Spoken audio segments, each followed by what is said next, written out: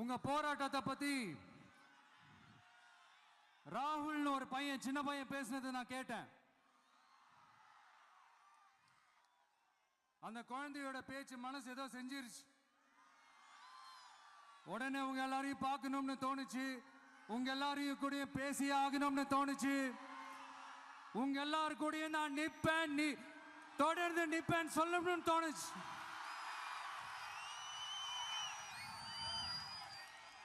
ஒவ்வொரு வீட்டுக்கும் ரொம்ப முக்கியமானவங்க அந்த வீட்டில் இருக்கிற பெரியவங்க தான். அதே மாதிரி தான் நம்ம நாட்டுக்கு ரொம்ப முக்கியமானவங்க உங்களை மாதிரி விவசாயிங்க தான். அதனால உங்களை மாதிரி விவசாயிகளோட காலடி மண்ணை தொட்டு கும்பிட்டு தான் என்னோட பயணத்தை தொடங்கணும்னு ஒரு முடிவோட தான் இருந்தேன்.